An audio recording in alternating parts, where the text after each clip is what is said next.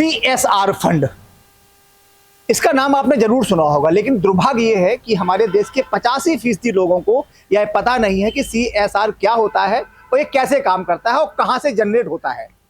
आपको जानकर हैरानी होगी कि अरबों रुपए का फंड इस CSR में जनरेट होता है और इसका लगभग 80% पैसा हमारे राजनेता खा जाते हैं।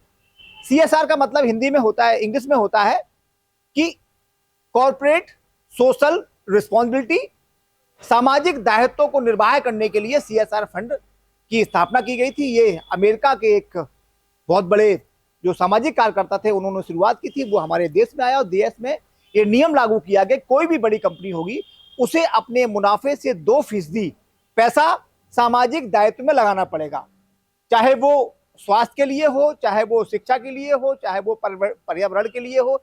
इसलिए आपने देखा होगा कि बहुत सारी यूनिवर्सिटीज हैं, बहुत सारी जो गांव को गोद लेती हैं, बहुत सारे ऐसी फैक्ट्रीज हैं जो गांव को गोद लेती हैं, पर्यावरण के लिए काम करती हैं, शिक्षा के लिए काम करती हैं। लेकिन दुर्भाग्य इस बात का है कि जितने भी हमारे बड़े राजनेता हैं, चाहे वो मंत्री हों, चाहे वो पार्षद हों, चाहे वो विधायक हों, CSR फैक्ट्रियों से लेते हैं और खुद ही हड़प कर जाते हैं।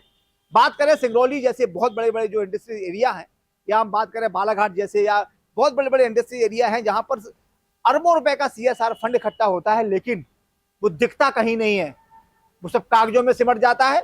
यही वजह है कि हम जहां थे वहां हैं और वहीं ही रहेंगे। अब जितनी भी यूनिवर्सिटीज हैं पूरे देश में, प्रत्येक यूनिवर्सिटीज को 5 गांव CSR के तहत गोद लेने पड़ते हैं, उनका रखरखाव वही करते हैं। क्या आपको ऐसा कोई गांव नजर आया जिसमें CSR फंड के तहत काम किया गया हो? नजरें फैलाइए, देखिए कि ये अरबों रुपए का जो फंड है आता है और जाता कहां है।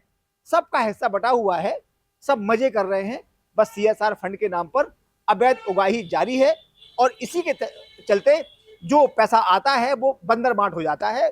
किसी के सामाजिक सरोकार के लिए जिस तरीके से ये फंड बनाया गया है उसमें ये कारगर नहीं होता, ना ही इस पर खर्च किया जाता है।